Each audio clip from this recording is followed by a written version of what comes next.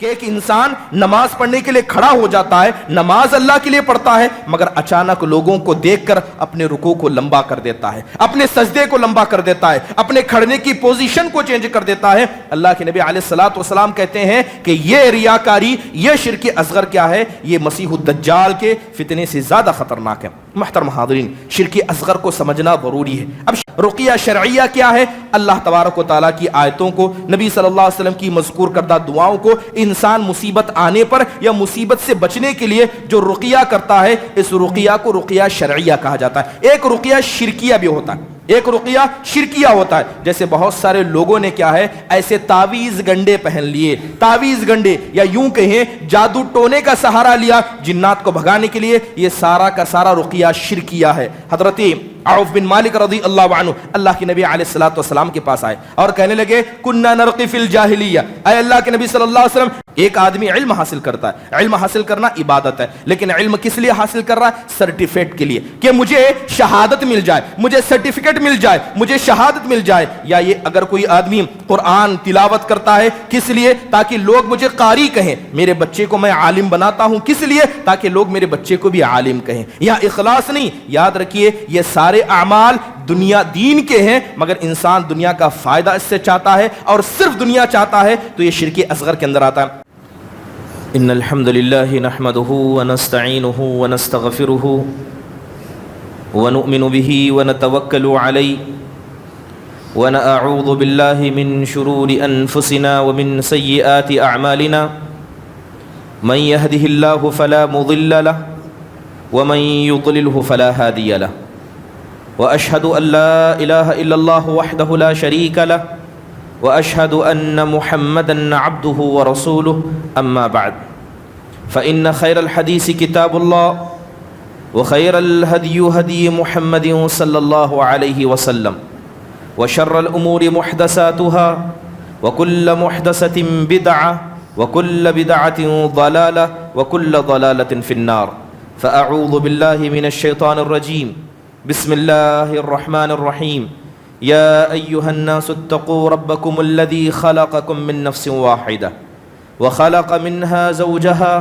وبث منهما رجالا كثيرا ونساء واتقوا الله الذي تساءلون به والأرحام إن الله كان عليكم رقيبا يا أيها الذين آمنوا اتقوا الله حق تقاته ولا تموتن إلا وأنتم مسلمون يا أيها الذين آمنوا اتقوا الله وقولوا قولا سديدا يصلح لكم أعمالكم ويغفر لكم ذنوبكم ومن يطع الله ورسوله فقد فاز فوزا عظيما وقال الله سبحانه وتعالى قل إنما أنا بشر مثلكم يوحى إلي أنما إلهكم إله واحد فمن كان يرجو لقاء ربه فليعمل عملا صالحا ولا يشرك بعبادة ربه أحدا۔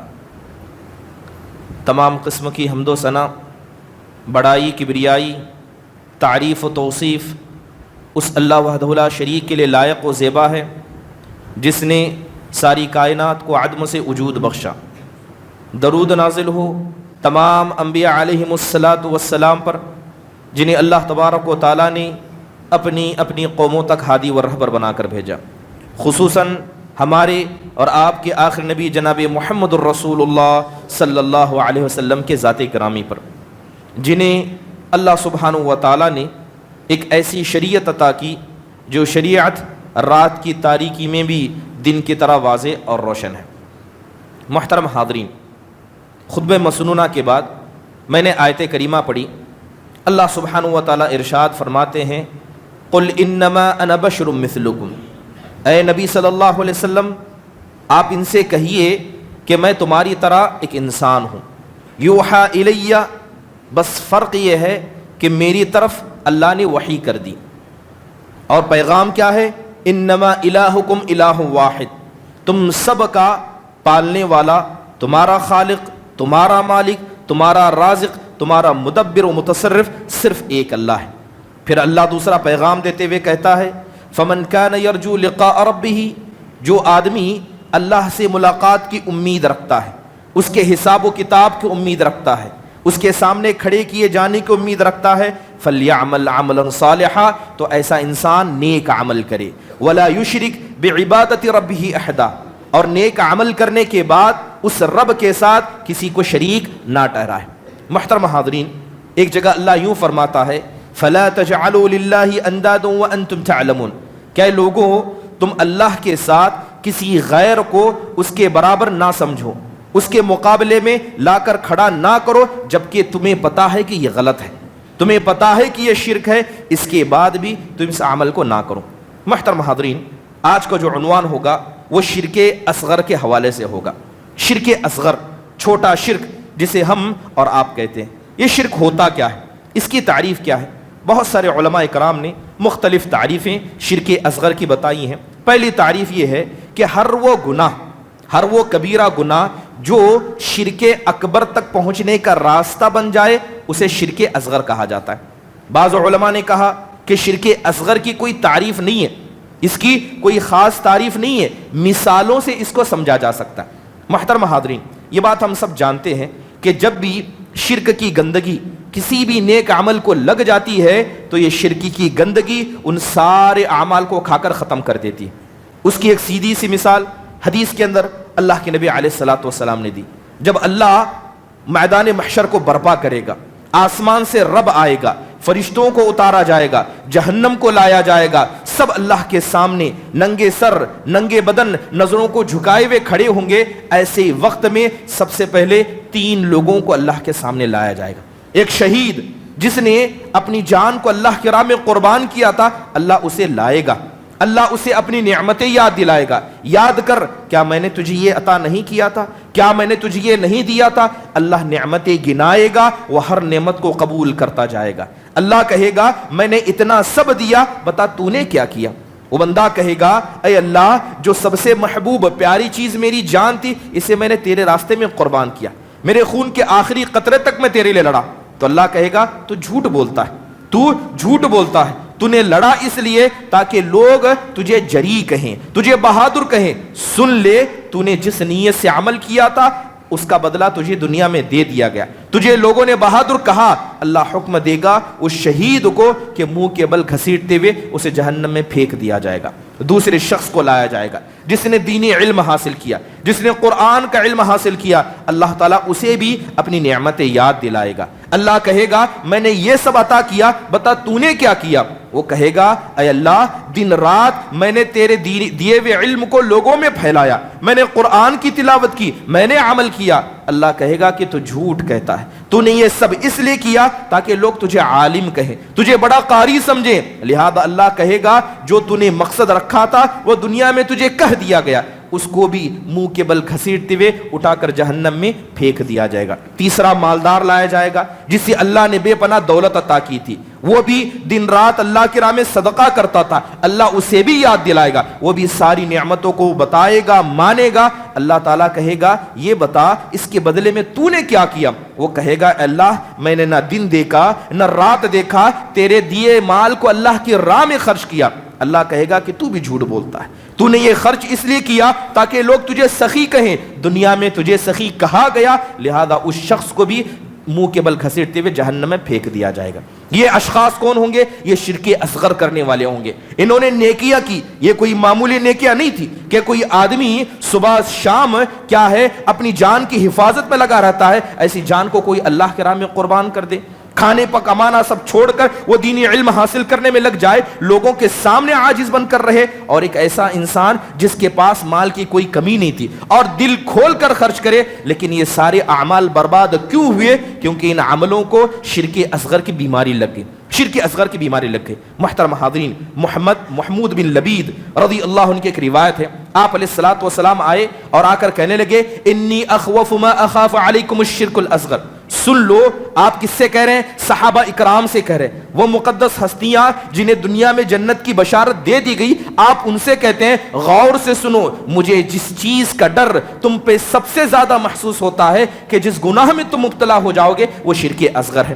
پھر آپ صلی اللہ علیہ وسلم فرماتے ہیں کہ وقت آئے گا کہ اللہ قیامت کے دن لوگوں کو بلائے گا اور لوگوں کو ان کے عمل کا بدلہ دیتا رہے گا. تو اللہ کچھ لوگوں کو بلائے گا اور کہے گا کہ تم نے یہ کام فلاں کو دکھانے کے لیے، اس کو دکھانے کے لیے کہا تھا، جاؤ اگر وہ تمہیں ثواب دے سکتے ہیں تو ان سے ثواب لو، میرے پاس تمہارے اس عمل کا کوئی ثواب نہیں. اللہ منہ کے بل انہیں کیا ہے وہاں سے بھگا دے گا. محترم حاضرین، یہ جو شرک اصغر ہے یہ کوئی معمولی بیماری نہیں ہے. آپ بس اتنا سمجھیں کہ شرک کی گندگی جہاں آئی، چاہے وہ اکبر ہو یا اصغر، وہ اللہ کے نزدیک اتنا بڑا ہے کہ بڑے بڑے گناہ بھی اس کے سامنے معمولی ہیں. شرک اکبر لوگ اسے معمولی سمجھتے ہیں. یاد رکھیے، زنا کرنا، چوری کرنا، جھوٹ بولنا، اللہ پر بہتان باندھنا، یہ کبیرہ گناہ ہیں. لیکن اکبر الکبائر، گناہوں میں شرک اکبر کے بعد اگر کوئی سب سے بڑا گناہ ہے تو یہ شرک اصغر ہے. یہ شرک اصغر ہے. شرک اصغر آخرکار اتنا خطرناک کیوں ہے؟ خطرناک اس لیے ہے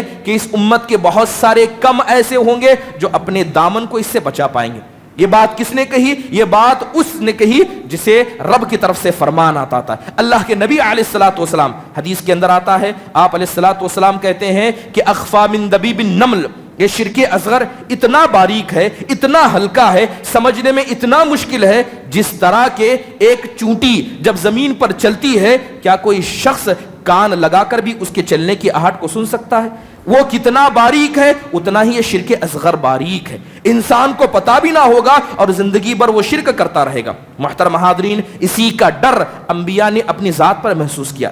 حضرت ابراہیم علیہ الصلوۃ والسلام کوئی معمولی نبی نہیں تھے. اللہ نے انہیں امام الموحدین، توحید کا سردار بنایا. وہ کہتے تھے، دعا کرتے تھے، وَجُنُبْنِي وَبَنِيَّ أَن نَعْبُدَ الْأَصْنَامَ، اے اللہ تو مجھے اور میرے گھر والوں کو بت پرستی سے بچانا، تو مجھے شرک سے بچانا. محترم حاضرین، اور یہ کوئی معمولی گناہ نہیں ہے. صحابہ جیسی مقدس ہستیاں بھی اس گناہ کے مسئلے سے اپنے دل کے اندر خوف محسوس کرتی تھی. ابن ابی ملیکہ کہتے ہیں کہ میں نے 30 سے زیادہ صحابہ کو دیکھا. میں نے 30 سے زیادہ صحابہ کو دیکھا جب ان کے انعام کا ذکر کیا جاتا، ان کے ایمان کا، ان کی اچھائیوں کا ذکر کیا جاتا تو سب سے زیادہ ڈرنے لگتے. وہ اپنے دل میں نفاق کا خطرہ محسوس کرتے. وہ سمجھتے کہیں ہم منافق تو نہیں ہو گئے. اور یہ نفاق سمجھ لیجئے گویا شرک اصغر کا دوسرا پہلو ہے. محترم حاضرین، شرک اصغر اس لیے بھی خطرناک ہے کہ جو بھی انسان چاہے نیکی آسمان بھر کر کیوں نہ ہو، زمین بھر کرنے کی کیوں نہ ہو، اگر اس نیکی میں کسی نے شرک کو ملایا وہ نیکی اللہ کے پاس برباد ہے. اللہ اس کا کوئی ثواب نہیں دے گا. اللہ کے نبی علیہ الصلوۃ والسلام کہتے ہیں، انا اغنی الشرکاء عن الشرک من عمل عملا اشرک فیہ غیری ترکتہ وشرکہ. اللہ کے نبی کہتے ہیں کہ میں ایسے لوگوں سے بے نیاز ہوں، ایسے لوگوں کی مجھے ضرورت نہیں جو میرے ساتھ کسی غیر کو شریک کرتے ہیں. لہذا جو شخص میرے لیے عمل کرتا ہے لیکن کسی غیر کو شریک کرتا ہے تو ایسے انسان کو اور اس کے عمل کو میں اسی کے حوالے کر دیتا ہوں. محترم حاضرین، اس کے علاوہ دیکھیے کہ شرک اصغر اتنا خطرناک ہے کہ ہو سکتا ہے کہ اللہ تبارک و تعالیٰ ایسے انسان کو معاف نہ فرمائے. شرک اصغر یہ گناہ کیسا ہے؟ یہ شرک ہے. اس کا حکم علماء بیان کرتے ہیں کہ یہ اکبر الکبائر میں سے ہے. یہ خطرناک اس لیے بھی ہے کیونکہ جو آدمی شرک اصغر کرے گا اب اس کا فیصلہ اللہ کے پاس ہے. چاہے تو اللہ معاف کرے، چاہے تو اللہ اسے پکڑے، چاہے تو اللہ اسے معاف کرے، چاہے تو اللہ اس کی سرزنش کرے. اس لیے کہ اللہ نے یہ بات کہہ دی ہے، ان اللہ لا یغفر ان یشرک بہ. اللہ اس بات کو معاف نہیں کرتا کہ اس کے ساتھ کسی کو شریک کیا جائے، چاہے وہ شرک اکبر کرے یا شرک اصغر کرے. اسی لیے صحابہ اکرام رضوان اللہ علیہ مجمعین اس بات کو بڑی بھلی بھانتی سمجھتے تھے کہ شرک ہے کیا، گناہ کیا ہے. عبداللہ بن مسعود رضی اللہ عنہ کا بڑا ہے، کہتے ہیں کہ لا ان احلف باللہ کاذبا احب الی من ان احلف بغیرہ صادقا. ابن مسعود کہتے ہیں کہ میں اللہ کی جھوٹی قسم کھا لوں مجھے پسند ہے اس بات سے کہ میں غیر اللہ کی سچی قسم کھاؤں. میں اللہ کی جھوٹی قسم کھاؤں گا یہ کبیرہ گناہ ہے، لیکن کسی غیر اللہ کی سچی بھی میں نے قسم کھائی یہ شرک ہے. اور مجھے پتا ہے کہ کبیرہ گناہ کو اللہ معاف کر سکتا ہے مگر اللہ تعالیٰ شرک کی گندگی کو کبھی معاف نہیں کرتا. محترم حاضرین، یہ شرک کتنا خطرناک ہے. ہم نے ابھی تک سنا اور ہمیشہ سنتے آئے کہ جتنے انبیاء پہلے سے اب تک آ چکے ہیں سارے نبیوں نے اپنی قوم کو ایک فتنے سے ڈرا ہے. ایک قوم کو، اپنی قوموں کو ایک فتنے سے ڈرایا، وہ فتنہ کیا ہے؟ مسیح الدجال کا فتنہ۔ یہ شرک اصغر اس سے بھی بڑا ہے، اس سے بھی زیادہ خطرناک ہے۔ اللہ کے نبی کہتے ہیں الا اخبرکم بما هو اخوف علیکم من مسیح الدجال، کیا تمہیں ایسے گناہ کے بارے میں نہ بتاؤں جو مسیح الدجال سے زیادہ خطرناک ہے؟ صحابہ نے پوچھا کیوں نہیں، ضرور بتائیے۔ آپ نے کہا الشرک الخفی، کہا کہ وہ ہلکا شرک ہے کہ ایک انسان نماز پڑھنے کے لیے کھڑا ہو جاتا ہے، نماز اللہ کے لیے پڑھتا ہے، مگر اچانک لوگوں کو دیکھ کر اپنے رکوع کو لمبا کر دیتا ہے، اپنے سجدے کو لمبا کر دیتا ہے، اپنے کھڑنے کی پوزیشن کو چینج کر دیتا ہے۔ اللہ کے نبی علیہ الصلوۃ والسلام کہتے ہیں کہ یہ ریاکاری، یہ شرک اصغر کیا ہے؟ یہ مسیح الدجال کے فتنے سے زیادہ خطرناک ہے۔ محترم حاضرین، شرک اصغر کو سمجھنا ضروری ہے۔ اب شرک اصغر ہے کیا؟ چلیے کچھ مثالیں آپ کے سامنے بیان کر دیتا ہوں، ان مثالوں کو غور سے سنیں۔ مثالوں کو سننے کے بعد اپنے نفس کو ٹٹولیں اور اللہ سے عہد کریں، اللہ تعالیٰ سے گفتگو کر کے دیکھیں کہ کتنے لوگ حقیقت میں اس شرک سے بچے ہوئے، اور اس سے ہم بول کیا ہے؟ بہت نادا ہے۔ محترم حاضرین، شرک اصغر کی 3 قسمیں ہیں۔ علماء اکرام نے شرک اصغر کو 3 حصوں میں بانٹا ہے۔ پہلا جو دل سے ہوتا ہے، یعنی وہ شرک اصغر جسے انسان اپنے دل سے کرتا ہے۔ دوسرا وہ شرک اصغر جسے انسان اپنی زبان سے کرتا ہے۔ تیسرا وہ شرک اصغر جسے انسان اپنے جسم کے حصوں سے، اپنے جسم کے اعضاء سے کرتا ہے۔ چلیے سب کی مثالیں سنیے۔ جہاں تک بات کریں دل سے کیا جانے والے شرک اصغر کی، اس میں سب سے پہلے ریاکاری آتی ہے۔ ریاکاری یعنی دکھاوے کے لیے عمل کرنا، کام عمل اللہ کے لیے، عبادت اللہ کے لیے، مگر آپ کسی کو دکھانے کے لیے عمل کریں تو اسے کیا کہا جاتا ہے؟ اسے ریاکاری کہا جاتا ہے۔ اور یہ ریاکاری یہ دل سے کیے جانے والے شرک کے اندر آتی ہے۔ اور اللہ تبارک و تعالیٰ نے ایسے لوگوں کا ذکر کیا جنہوں نے اللہ کی راہ میں جہاد کیا، جنہوں نے نبی صلی اللہ علیہ وسلم کو دیکھا، جنہوں نے کعبۃ اللہ میں، یہاں تک کہ مسجد نبوی میں اللہ کے نبی کے پیچھے نماز پڑھی۔ اللہ ان کے بارے میں کہتا ہے ان المنافقین یخادعون اللہ وهو خادعهم واذا قاموا الى الصلاة قاموا كسالى يراؤون الناس ولا يذكرون اللہ الا قلیلا۔ اللہ کہتا ہے کہ یہ منافق نبی کے پیچھے نماز پڑھتے ہیں، یہ منافق اللہ کی راہ میں جہاد کرتے ہیں۔ اللہ کہتا ہے اصل میں یہ اللہ کو دھوکہ دے رہے ہیں، دل میں کچھ ہے، کرتے کچھ ہے، یہ اللہ کو دھوکہ دے رہے ہیں، لیکن یہ بھول گئے کہ حقیقت میں اللہ ان کو دھوکہ دے رہا ہے۔ یہ جب نمازوں میں کھڑے ہوتے ہیں سستی کاہلی سے کھڑے ہوتے ہیں اور نمازوں کے اندر اللہ کا اتنا بھی ذکر نہیں کرتے، معمولی سا بھی اللہ کا ذکر نہیں کرتے، اللہ تعالیٰ نے ان کا ذکر کر کے کہا کہ ایسے لوگ کبھی اللہ تعالیٰ کے پاس کامیاب نہیں ہو سکتے۔ ایک حدیث کے اندر مثال دی گئی، قرآن کے اندر اللہ نے مثال دی، کن لوگوں کی مثال دی؟ جو ریاکاری کرتے ہیں۔ اللہ تعالیٰ کہتا ہے جیسے کہ ایک چٹیل پتھر ہے، ایک سخت پتھر ہے، اس سخت پتھر پر تھوڑی سی مٹی گری ہے، تھوڑی سی مٹی گری ہے۔ منافق اور ریاکار جب اس مٹی کو دیکھتا ہے تو کہتا ہے یہ تو بڑی اچھی زمین ہے، یہاں پر میں کھیتی کروں گا، یہاں پر میں پھل اگاؤں گا، لیکن وہ بھول جاتا ہے کہ وہ مٹی تھوڑی سی ہے اور ایک چٹیل پتھر پر ہے۔ اچانک ہوا آ جائے، بارش گر جائے، وہ مٹی بہہ جاتی ہے اور سخت پتھر بچ جاتا ہے۔ اللہ تعالیٰ کہتا ہے یہ دکھاؤں کا نتیجہ ہے، یہ دکھانے والے، دوسروں کو دکھا کر عمل کرنے والے یہ ایسے ہی ہیں، ان کے عمل بڑے ہی تھوڑے ہیں، لیکن جس دن فیصلے کا دن ہوگا ان کے عمل اور ان کے دل اس پتھر کی طرح سخت ہو جائیں گے۔ محترم حاضرین، اللہ کے نبی علیہ الصلوۃ والسلام نے حدیث کے اندر نتیجہ بیان کیا، بلکہ بعض علماء نے کہا کہ اللہ کے نبی نے بد دعا دی۔ آپ فرماتے ہیں من یسمع اللہ بہ ومن یرائی یرائی اللہ بہ، کہ جو آدمی لوگوں کے کانوں کو خوش کرنے کے لیے عمل کرتا ہے، شہرت پسندی کے لیے عمل کرتا ہے، اللہ تعالیٰ اس کے عمل کا ثواب شہرت کے ذریعے دے دیتا ہے۔ جو دکھانے کے لیے عمل کرتا ہے اللہ اس کا بدلہ اس دکھاوے کے ذریعے دیتا ہے۔ محترم حاضرین، جو ریاکاری ہوتی ہے وہ 3 قسم کی ریاکاری ہوتی ہے۔ سب سے پہلے انسان کیا ہے؟ اپنے عمل کے ذریعے ریاکاری، جیسے مثال کے طور پر عمل کے ذریعے ریاکاری، نماز پڑھنا، نماز پڑھ رہا تھا، لوگوں نے دیکھا آڑا ٹیڑھا کھڑا تھا، فوراً اپنے کھڑنے کی پوزیشن کو چینج کر لیا، رکوع لمبا کر دیا، سجدہ لمبا کر دیا، لوگوں کو دیکھ کر قرآن کی اور اچھے سے تلاوت کر رہا ہے، تو یہ عمل سے کیا جانے والا شرک ہے۔ زبان سے ریاکاری جو کی جاتی ہے، مثال کے طور پر انسان ہے جو عالم دین ہے، وہ دلیل پر دلیل دیتا ہے، کہتا یہ لیجئے پہلی دلیل، یہ لیجئے دوسری دلیل، یہ لیجئے تیسری دلیل، دلیل پر دلیل دیتا ہے تاکہ لوگ کہیں کہ کتنا بڑا عالم ہے، کتنا اس کے پاس علم ہے. تو علماء اکرام نے دلیل پر دلیل دینے کو بھی شرک اصغر اور ریاکاری کے اندر شامل کیا، کیونکہ یہ نبی کریم صلی اللہ علیہ وسلم کی سنت نہیں تھی. آپ بات کہتے یہ اللہ اس کے رسول کا فیصلہ ہے، مانو تو ٹھیک ہے ورنہ تمہاری مرضی، مجھے تو اللہ تعالیٰ نے بس ڈرانے والا اور خوشخبری دینے والا بنا کر بھیجا ہے. محترم حاضرین، اسی طرح وہ قرآن کی قاری جیسے ہی لوگوں کو دیکھتے ہیں اپنی آواز کو بدل لیتے ہیں. 5 وقتہ نمازوں میں الگ قرات جب لوگوں کو دیکھتے ہیں آواز کو بدل دیتے ہیں تاکہ لوگ کہیں کہ کتنا بڑا قاری ہے. یہ زبان سے کی جانے والی ریاکاری ہے. اس کے علاوہ انسان اپنے ہیئت کے ذریعے بھی ریاکاری کرتا ہے. مثال کے طور پر کتنے ایسے لوگ نہیں ہیں دل کے اندر تکبر بھرا ہے لیکن لباس میں ہمیشہ تواضع نظر آتا ہے، جھک کر چلیں گے، پیار سے ملیں گے، لیکن جانتے ہیں کہ ان کے دل کے اندر تکبر بھرا ہے. یہ ہیئت کے ذریعے، اپنے دکھاوے کے ذریعے کیا ہے، ایسے لوگ ریاکاری کرتے ہیں. محترم حاضرین، دل سے کیے جانے والے شرک اصغر کے اندر پہلی چیز ریاکاری. دوسری چیز جو دل سے کیے جانے والے شرک اصغر کے اندر آتی ہے کہ انسان عبادت کرے اللہ کی مگر اس سے دنیا کا فائدہ چاہے.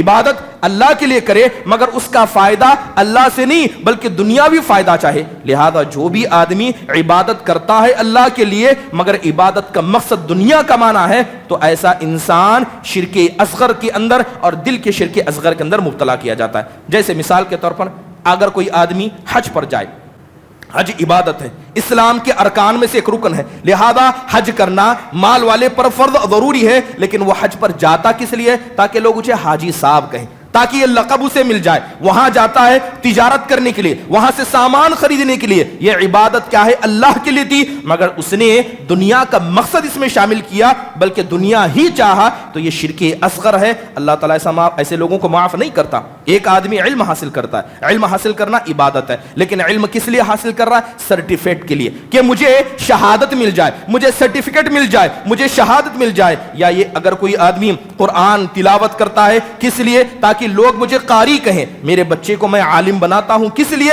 تاکہ لوگ میرے بچے کو بھی عالم کہیں. یہاں اخلاص نہیں. یاد رکھیے یہ سارے اعمال دنیا دین کے ہیں مگر انسان دنیا کا فائدہ اس سے چاہتا ہے اور صرف دنیا چاہتا ہے تو یہ شرک اصغر کے اندر آتا ہے. یہاں تک کہ اگر کوئی آدمی اللہ کی راہ میں لڑنے کے لیے نکلے کس لیے؟ تاکہ جو مال مل جائے اس مال سے فائدہ اٹھائے تو ایسا آدمی بھی اس کے اندر شامل ہو جاتا ہے. اللہ تبارک و تعالی بڑا ہی برا فیصلہ ایسے لوگوں کے بارے میں سناتے ہوئے کہتا ہے من کان یرید الحیات الدنیا وزینتها نوفی الیہم اعمالهم وهم فیہا لا یبخسون. اللہ کہتا ہے کہ جن لوگوں نے دنیاوی زندگی کو ہم سے چاہا ہم نے ان کے اعمال کا بدلہ دنیا میں انہیں دے دیا. پھر اللہ کہتا ہے اولئک الذین لیس لهم فی الآخرۃ الا النار، اور ایسے لوگوں کے لیے آخرت کے دن سوائے جہنم کے کچھ نہیں ہے. ان کے عمل کو اللہ برباد کر دے گا اور ایسے لوگ نقصان اٹھانے والوں میں سے ہوں گے. محترم حاضرین، علم کے حوالے سے اللہ کے نبی کہتے ہیں من تعلم علما مما یبتغى به وجه اللہ، کہ جو آدمی علم اس لیے حاصل کرتا ہے جو علم اللہ کو راضی کرنے کے لیے حاصل کیا جانا چاہیے، لا يتعلمه الا ليصيب به عرضا من الدنيا، علم اس لیے حاصل کرتا ہے تاکہ اس کے ذریعے نوکری پا سکے، اچھا وظیفہ پا سکے، کسی مسجد کو لے لے، کسی مقام کو حاصل کر دے، یہ نیت ہے تو اللہ کے نبی کہتے ہیں لم يجد عرف الجنہ، ایسا انسان جنت کی خوشبو تک نہیں پا سکے گا. تو آپ دیکھیں کہ یہ اعمال یہ اللہ کی عبادت ہے. حج کرنا عبادت ہے. بہت سارے لوگوں کو دیکھا جاتا ہے روزہ کیوں رہتے ہیں؟ روزے رکھنے کے بہت سارے فائدے ہیں. بڑا فائدہ یہ ہے کہ اس سے ہماری بیلی فیٹ کم ہو جاتی ہے، انسان تندرست ہو جاتا ہے، اس کی وجہ سے چربی گل جاتی ہے. لوگ دنیاوی فائدے گنانے لگتے ہیں. کیا سچ میں اللہ نے روزے کو اس لیے فرض کیا؟ نماز پڑھیے صاحب، نماز پڑھنے سے انسان کی ہڈی مضبوط ہوتی ہے، صبح میں اٹھنا بھی ہو جاتا ہے، سب کام ہو جاتا ہے. نماز کو اللہ تعالیٰ نے اس لیے لاگو نہیں کیا تھا. یہ نماز عبادت ہے، یہ روزہ عبادت ہے، یہ حج عبادت ہے، علم حاصل کرنا عبادت ہے. لیکن جو آدمی ان عبادتوں کو دنیا کمانے کا ذریعہ بنائے یہ دل سے کیے جانے والے شرک اصغر کے اندر آتا ہے. محترم حاضرین، بہت سارے لوگوں کو دیکھا ہے گرمی کا وقت آتا ہے تو بڑے آرام سے وضو کرتے ہیں. ٹھنڈی کے وقت میں جلدی جلدی وضو کر کے بھاگ گئے، گرمی آ گئی بڑی آرام سے وضو کرتے ہیں. پوچھا جاتا ایسا کیوں کرتے ہیں تو بڑے شان و شوکت سے کہتے ہیں کہ گرمی بڑی تیز ہے، جتنے دیر وضو کریں گے جسم کو ٹھنڈک پہنچ جائے گی. یہ بھول جاتے ہیں کہ یہ وضو عبادت ہے. یہ جسم پر پانی ڈالنا، منہ میں کلی کرنا،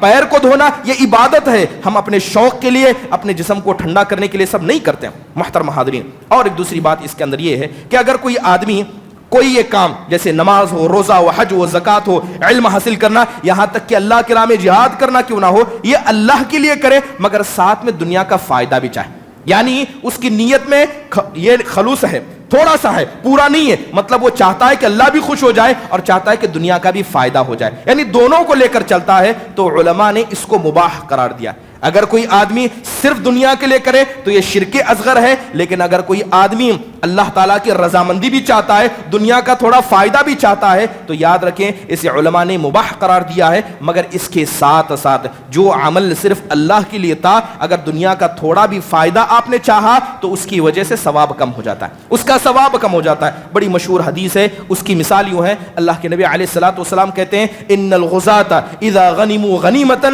تعجلوا ثلثی اجرهم فإن لم يغنموا شيئا تم لهم اجرهم. اللہ کے نبی علیہ الصلوۃ والسلام کہتے ہیں اللہ کے راستے میں نکلنا، لڑنا، جہاد کرنا یہ ایک نیک عمل ہے. لیکن اگر کوئی آدمی اس لیے کرتا ہے تاکہ اس کے ذریعے اسے مال ملے، چلیے مان لیجئے اس نے اللہ کی خاطر ہی نکلا تھا مگر تھوڑا سا اسے مال مل گیا، چاہا نہیں تھا بغیر چاہے مال مل گیا، تو اللہ کے نبی کہتے ہیں 1/3 ثواب ایسے لوگوں کا کم ہو جاتا. اور اگر کوئی اللہ کی راہ میں جائے اسے کچھ نہ ملے اس کا ثواب مکمل ہوتا ہے. تو گویا اگر کوئی آدمی نیک عمل کر رہا ہے، دنیا کا فائدہ بھی چاہتا ہے، تو دنیا کا جتنا فائدہ چاہے گا اتنا ثواب اس عمل کا کم ہو جائے گا. محترم حاضرین، اس کے علاوہ دل سے کیے جانے والے شرک اصغر کے اندر آتا ہے اسباب پر زیادہ اعتماد کرنا. اسباب پر، اپنی طاقت پر، اپنی دولت پر، اپنی صلاحیت پر زیادہ انسان کیا ہے بھروسہ کرے، اللہ تبارک و تعالیٰ کی ذات کو بھول جائے. جیسے کہ مثال کے طور پر بڑی بڑی موٹی مثالیں دے کر سمجھاتا ہوں.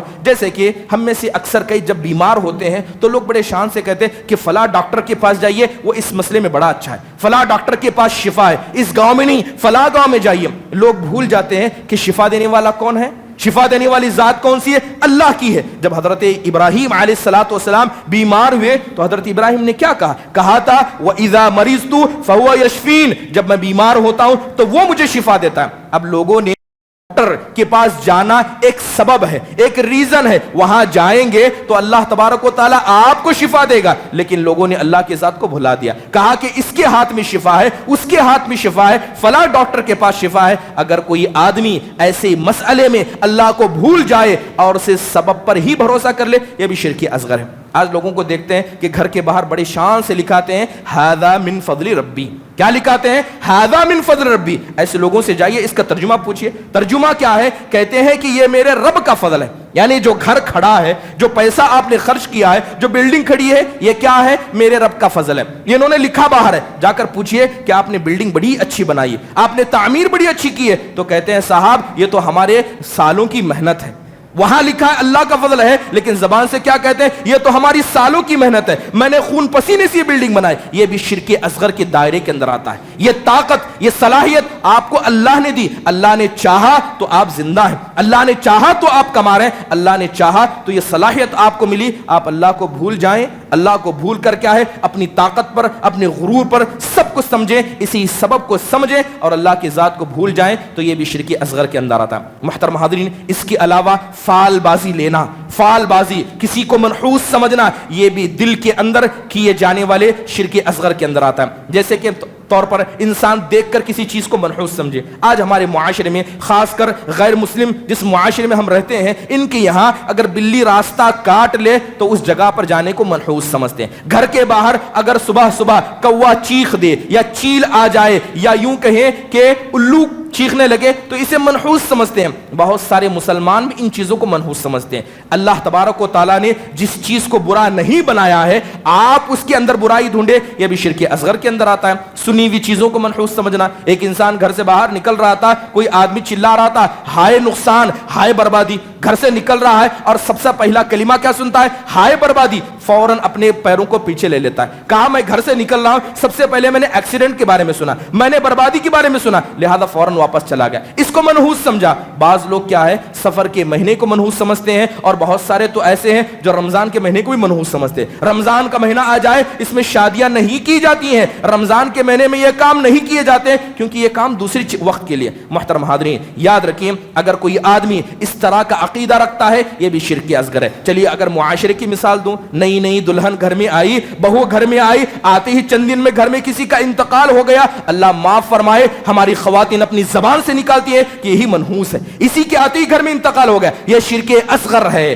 زندگی دینے والا، موت دینے والا کون ہے؟ اللہ تبارک و تعالی۔ گھر میں بیوی آئی، گھر میں بہو آئی، میرے بچے کا نقصان ہو گیا، اچھا ہٹا کٹا تھا، کمزور ہو گیا، سارا الزام عورتوں پر ڈال دیا جاتا ہے، جبکہ بھلائی دینے والا، برائی سے روکنے والا، کسی کو آباد کرنے والا، کسی کو برباد کرنے والا یہ اللہ تعالیٰ کی ذات ہے۔ لیکن اگر کسی انسان کو آپ منحوس سمجھے، یہ بھی شرک اصغر کے اندر آتا ہے۔ یہی کام تو انبیاء کے ساتھ پہلے والے لوگ کیا کرتے۔ اللہ تعالیٰ کہتا ہے فَإِذَا جَاءَتْهُمُ الْحَسَنَةُ قَالُوا لَنَا هَذِهِ۔ قوم موسیٰ علیہ السلام کی قوم کے لوگ اتنے بدبخت تھے، جب بھی انہیں آسمان سے بارش ملتی، ان کے پھل کیا ہے؟ اچھے مزیدار ہوتے، ان کے درخت میوے اگاتے، کہتے کہ یہ تو ہماری محنتوں کا نتیجہ، ہم نے محنت کی اس لیے ہم کو ملا۔ لیکن جیسے ہی قحط پڑ جاتی، مصیبت آتی، کہتے یہ تو حضرت موسیٰ اور ان کے ماننے والوں کی وجہ سے ہو گیا، فوراً الزام لگا دیتے۔ ایسے کتنے الزام ایسے ہیں جو ہم دوسروں پر لگاتے ہیں، میں پڑھ رہا تھا مگر میرے ابا نے میرے ساتھ ایسا کیا، اس لیے میرے ساتھ ایسا ہوا، میں ایسا کر رہا تھا،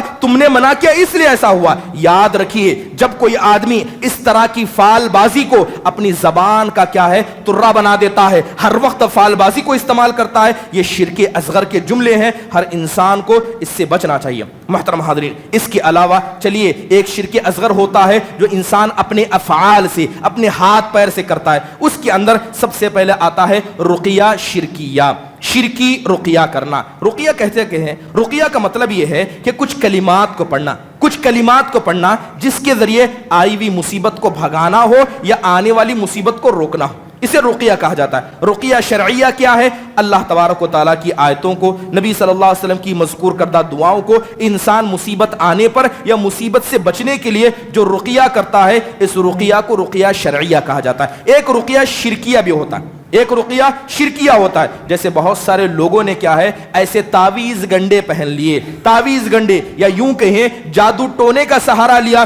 جنات کو بھگانے کے لیے، یہ سارا کا سارا رقیہ شرکیہ ہے۔ حضرت عوف بن مالک رضی اللہ عنہ اللہ کے نبی علیہ الصلوۃ والسلام کے پاس آئے اور کہنے لگے کننا نرقی فی الجاہلیہ، اے اللہ کے نبی صلی اللہ علیہ وسلم، جب ہم جاہلیت کے زمانے میں تھے ہم ایک دوسرے کی تکلیفوں پر رقیہ کیا کرتے تھے، کیا اب بھی کر سکتے ہیں؟ آپ کی اس میں کیا رائے؟ اللہ کے نبی نے کہا اعرضوا علی رقاکم، پہلے پڑھ کر سناؤ کہ کیا پڑھتے تھے۔ پھر آپ نے فرمایا کہ ایسے رقیے میں کوئی حرج کی بات نہیں ہے جس کے اندر شرک نہ ہو، جہاں شرک کی گندگی پائی جائے وہاں پر رقیہ کرنا جائز نہیں ہے۔ تو اللہ کے نبی علیہ الصلوۃ والسلام منع فرمایا کرتے ہیں۔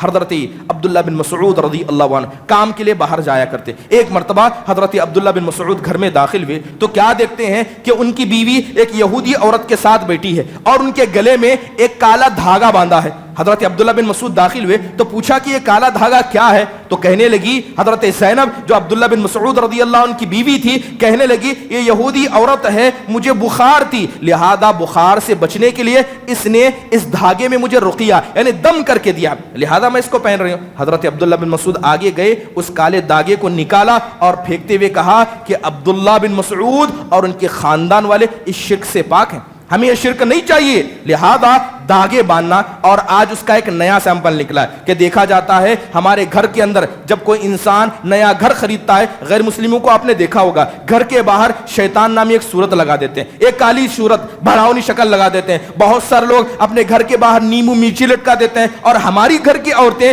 جب بچہ پیدا ہو جاتا ہے تو گھر میں گال میں کالا ٹیکا لگا دیتی ہے، کاجل لگا دیتی ہے۔ کس لیے؟ کیونکہ یہ کالا ٹیکا، یہ کاجل اس کو نظر بد سے بچائے گا۔ یہ شرک اصغر ہے، یہ ہاتھ سے کیا جانے والا شرک اصغر ہے۔ گاڑی خریدیں غیر مسلموں کو دیکھ کر، کتنے نام نہاد مسلمان یہ سارے کام کرتے ہیں، یہ سب کے سب شرک اصغر ہے۔ اور یاد رکھیے اللہ اس کے رسول صلی اللہ علیہ وسلم اس شرک سے پاک ہے۔ محترم حاضرین، حضرت عقبہ بن عامر رضی اللہ عنہ کہتے ہیں کہ میں 10 لوگوں کو لے کر مسلمان ہو چکے تھے، لے کر اللہ کے نبی کی مجلس میں آیا، کہا اللہ کے نبی یہ مسلمان ہو چکے ہیں۔ اللہ کے نبی ایک ایک کو بلاتے، ہاتھ پر بیعت لیتے، کہتے کہ بیعت کرو، وعدہ کرو کہ اللہ کے ساتھ شرک نہیں کرو گے، یہ نہیں کرو گے، وہ نہیں کرو گے۔ 9 لوگ آئے، اللہ کے نبی نے 9 لوگوں کے ہاتھ پر بیعت لی۔ 10واں انسان آیا، اللہ کے نبی نے اپنے ہاتھ کو کھینچ لیا، آپ نے اس کے ہاتھ پر بیعت نہیں کی۔ حضرت عقبہ بن عامر کو بڑا تعجب ہوا، آ کر اللہ کے نبی سے پوچھا اے اللہ کے نبی آپ نے ان سے بیعت کیوں نہیں لی؟ اللہ کے نبی نے ان کو بلایا, ان کے گلے میں ہاتھ ڈال کر ان کے گلے سے دھاگے کو نکالا اور کہا کہ یہ تعویذ لٹکانا شرک ہے, یہ تعویذ لٹکانا شرک ہے. اللہ کے نبی نے ایسے شخص پر بیعت کرنے سے بھی انکار کر دیا جو شرک اصغر کا مرتکب ہو جائے. محترم حاضرین, زمانے جاہلیت میں اس طرح کے بے شمار شرک پائے جاتے تھے. حضرت رویفہ رضی اللہ عنہ بڑی لمبی عمر انہوں نے پائی. اللہ کے نبی نے دعا دی تھی. اللہ کے نبی نے حضرت رویفہ سے کہا, یا رویفہ لعل الحیات ستطول بک بعدی, اے رویفہ مجھے امید ہے کہ تمہاری زندگی بڑی لمبی ہوگی, جب تک زندہ رہو گے لوگوں سے کہہ دینا کہ جس انسان نے اپنی داڑھی میں گانٹھ لگائی, جس نے اپنے جانوروں کے گلے میں پٹا باندھا, یا جس نے اپنی تلوار پر نشان بنایا, میں اور شریعت محمدیہ ایسے انسان سے باز ہیں, ہمارا ان سے کوئی تعلق نہیں ہے. زمانے جاہلیت کے اندر لوگ اپنی داڑیوں میں گانٹ لگایا کرتے, اسے برکت یا منحوس کا ذریعہ سمجھا کرتے. بہت سارے لوگوں کو دیکھا جاتا ہے, غیر مسلموں کو دیکھا جائے, گاڑی لی نشان لگا دیا, موبائل لیا نشان لگا دیا برکت کے لیے. تو یہ سارے کام کیا ہے, شرک اصغر کے اندر آتے ہیں اور اللہ اس کے رسول اس کو پسند نہیں کرتے. اس کے علاوہ شرک اصغر کے اندر جو انسان اپنے جسم سے کرتا ہے, فعل سے کرتا ہے, یہ تبرک حاصل کرنا, چیزوں سے برکت لینا. یاد رکھیے اسلام میں انہی چیزوں سے آپ برکت لے سکتے ہیں جس کو شریعت نے برکت لینے کا ذریعہ بنایا. جو چیز شریعت کے اندر برکت لینے کی نہیں ہے, اگر کوئی آدمی اس کو برکت کی چیز سمجھتا ہے, یہ شرک ہے اور یہ شرک اصغر کے اندر آتا. جیسے مثال کے طور پر کسی بھی درخت کو آپ برکت کی جگہ سمجھے, کسی پتھر کو برکت کی جگہ سمجھے, مٹی کو برکت والی سمجھے, کسی دیوار کو برکت والی سمجھے, یہاں تک کہ اگر کوئی آدمی مدینہ سے مٹی لائے, اللہ معاف فرمائے, جائیں ہمارے مسلمانوں کو دیکھے مکہ مدینہ جاتے ہیں تو وہاں سے مٹی اٹھا کر لاتے ہیں اور کہتے ہیں کہ مٹی کیا ہے, برکت والی ہے. یہ مٹی کو برکت والا سمجھنا جسے نہ اللہ کے رسول نے برکت کہا نہ صحابہ نے برکت سمجھا, یہ شرک ہے, یہ شرک اصغر ہے. یہاں تک کہ بہت سارے لوگ جاتے ہیں, جب کعبۃ اللہ کے پاس جاتے ہیں تو بہت ساری خواتین اپنے دوپٹوں کو, بہت سارے نام نہاد مسلمان اپنے ٹوپیوں کو نکال کر کعبۃ اللہ کی دیوار سے رگڑتے ہیں اور اس کو برکت سمجھتے ہیں. یہ بھی شرک اصغر ہے.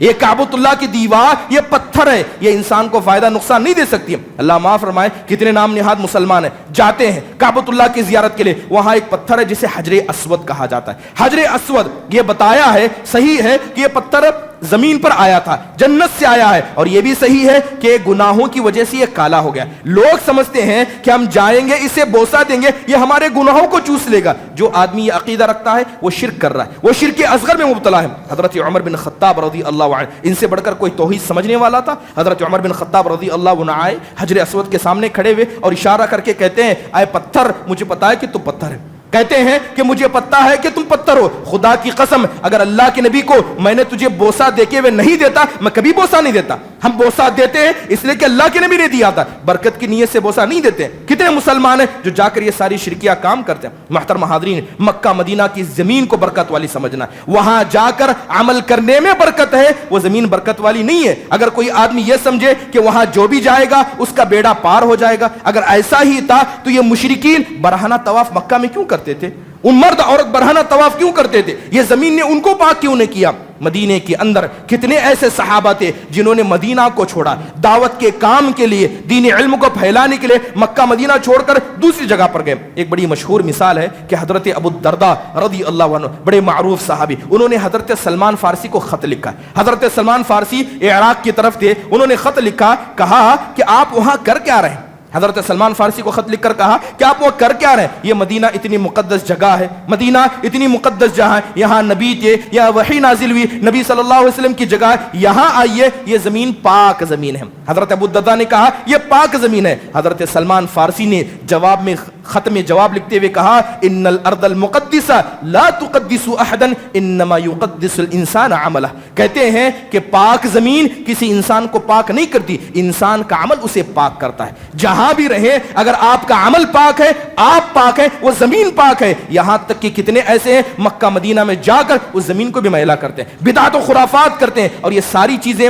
کعبہ کی دیوار کو رگڑنا, ٹوپی لگانا, حجر اسود کو گناہ چوسنے کی نیت سے کرنا, یہ سارے ہاتھ ہاتھ پیر سے کیے جانے والے شرک اصغر ہیں۔ محترم حاضرین، اس کے علاوہ شرک اصغر جو زبان سے ہوتا ہے، جو اپنے اقوال سے ہوتا ہے، اس کے اندر غیر اللہ کی قسم کھانا ہے۔ اللہ کو چھوڑ کر غیر اللہ کی قسم کھائیں۔ لوگ امانت کی قسم کھاتے ہیں، ماں باپ کی قسم کھاتے ہیں، یہاں تک کہ لوگ مسجدوں کی قسم کھاتے ہیں، لوگ طرح طرح کی قسمیں کھاتے ہیں۔ یاد رکھیے، اللہ کے نبی علیہ الصلوۃ والسلام نے فرمایا من حلف بغیر اللہ فقد اشرک، جس نے غیر اللہ کی قسم کھائی، غیر اللہ سے مراد یعنی اللہ کے علاوہ جو بھی ہے، اللہ کے علاوہ چاہے اللہ کے نبی صلی اللہ علیہ وسلم ہو، قرآن ہو یا دنیا کی چیز ہو جسے آپ مقدس و بابرکت سمجھے، یہاں تک کہ اگر کوئی آدمی کعبۃ اللہ کی بھی قسم کھاتا ہے وہ شرک اصغر کر رہا ہے۔ یہ زبان سے کیے جانے والے شرک اصغر کے اندر آتا ہے۔ ایک یہودی اللہ کے نبی علیہ الصلوۃ والسلام کے پاس آیا، آ کر کہتا ہے انکم تنددون وانکم تشرکون۔ یہودی آتا ہے اور کہتا ہے کہ آپ لوگ بھی شرک کرتے ہیں،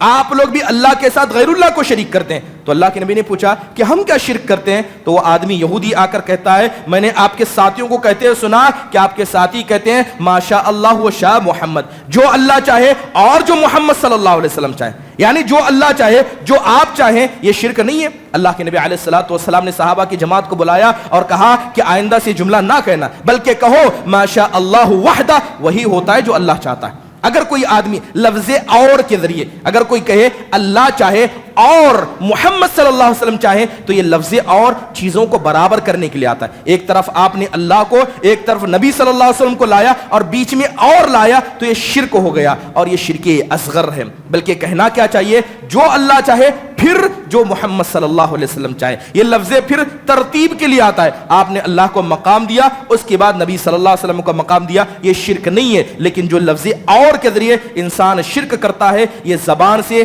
کیے جانے والے شرک اصغر کے اندر آتا ہے۔ اس کے علاوہ محترم حاضرین، بہت سارے لوگ دیکھتے ہیں کہ پیپروں کے اندر جا کر لوگ کیا ہے اپنے ہاتھوں کو پجاریوں کے سامنے دکھاتے ہیں، اپنا ماتھا دکھاتے ہیں، اپنی تقدیر کے حوالے سے فیصلے کرواتے ہیں۔ طوطا دیکھا، چلیے مذاق میں صحیح اپنی قسمت آزمائی کی جائے۔ پیپر کے اندر دیکھا جاتا ہے کہ اگر آپ کا نام اے سے شروع ہے، آپ کا نام بی سے شروع ہے تو آج ستارے یہاں ہوئے ہیں تو آج آپ کے ساتھ یہ ہوگا، آپ کو یہ ملے گا۔ نیوز چینل کے اندر ایسے پروگرام آتے ہیں، لوگ ان کو سنتے ہیں۔ یاد رکھیے کہ جس نے یہ عقیدہ رکھا کہ یہ ستاروں کی وجہ سے، ان طوطوں کی وجہ سے، یہ ہاتھ دیکھ کر جو قسمت کے فیصلے کرتے ہیں ان کے وجہ سے صحیح یا غلط ہوتا ہے، ایسے انسان نے شرک اصغر کیا، ایسے انسان نے شرک اصغر کیا۔ محترم حاضرین، اسی لیے اللہ کے نبی علیہ الصلوۃ والسلام نے بڑے واضح انداز سے کہا تھا اربع فی امتی من امر الجاہلیہ، چار چیزیں ایسی ہیں جو جاہلیت کی ہیں مگر میری امت اس کو بڑے اچھے طریقے سے فالو کرے گی۔ الفقر بالاحساب والتعلف بالانساب، اللہ کے نبی نے کہا والاستسقاء بالنجوم والنیاح،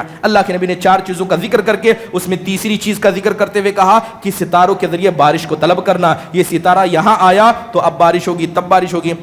محترم حاضرین، ضروری ہے کہ شرک اصغر کی مثالیں آپ نے سنی، ان سے بچنے کی کوشش کریں، اور جو بھی آدمی اس گندگی میں مبتلا ہے، نمازیں، روزے، حج و زکوٰۃ، آپ کا دنیا بھر خرچ کیا مال و دولت، یہ سب اللہ کے سامنے بیکار ہوگا، اس کا کوئی ثواب نہیں ملے گا۔ اللہ تعالیٰ سے دعا ہے کہ اللہ تبارک و تعالیٰ شرک اصغر اور اس کی تمام قسموں سے ہم میں سے ہر شخص کو بچنے کی توفیق نصیب فرمائے۔ اقول قولی ھذا واستغفر اللہ لی ولکم ولسائر المسلمین من کل ذنب فاستغفروہ انہ ھو الغفور الرحیم۔